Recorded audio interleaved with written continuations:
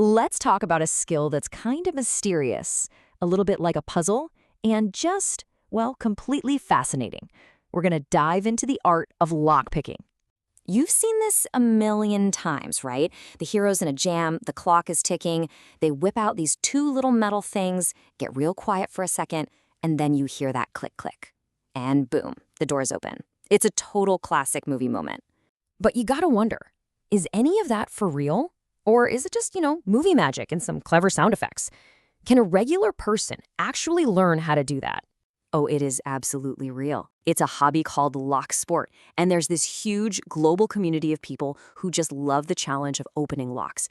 They see them as puzzles. And in this explainer, we're going to give you the basics to get started yourself. Okay, but before we go any further, we have to talk about the elephant in the room.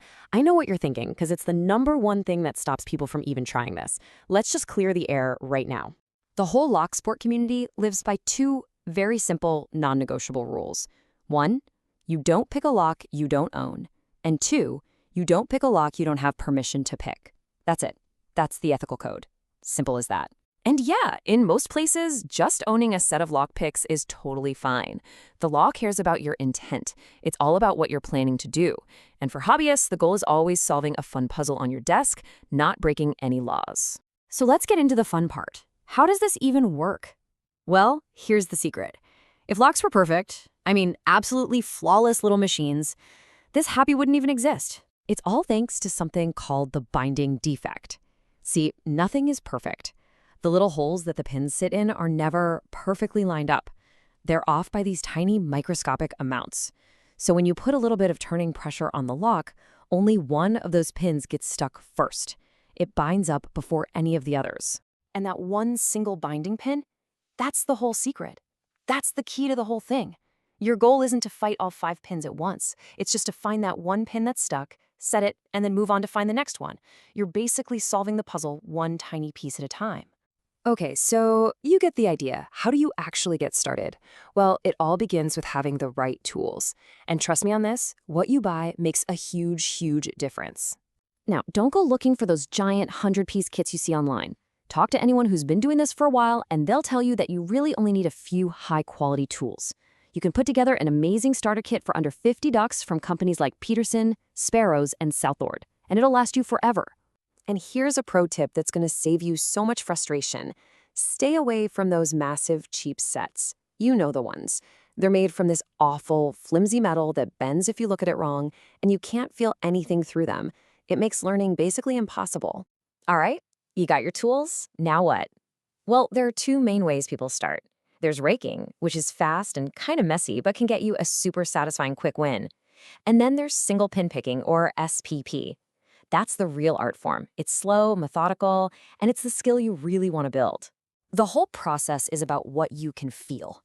You put just a little bit of turning pressure on the lock. Then you go in with your pick and you touch each pin.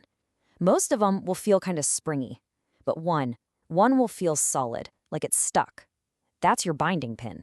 You lift it just a little until you feel this tiny click, and the lock might turn just a hair. That's called a set. Awesome. Now you just find the next binding pin and do it again. Getting that first lock to pop open, man, it is such an amazing feeling. It's a total aha moment.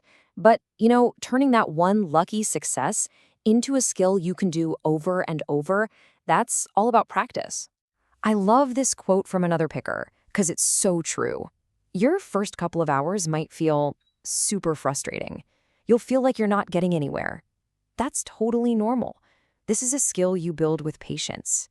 You just have to stick with it. So you're going to need locks to practice on. But please, do not go out and spend a bunch of money. Just ask your friends and family if they have any old padlocks lying around. Check the free section on Craigslist or look for lock lots on eBay. You can get a whole bunch for cheap. And hey, start with locks that have fewer pins. It makes things a little easier at first. So what's the secret to getting really good? It's simple. Just be consistent.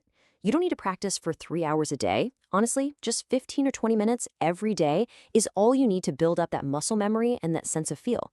Just remember, it's a perishable skill. If you don't use it, you lose it. So try to forget that Hollywood image. This isn't about being a criminal. For thousands of people, this is about solving a really cool mechanical puzzle. It's a test of your patience and your sense of touch. So the only real question is, what puzzle are you going to solve first? Hey, if you had fun diving into this and you want to unlock some more fascinating topics with us, make sure you subscribe to the channel. Thanks for watching.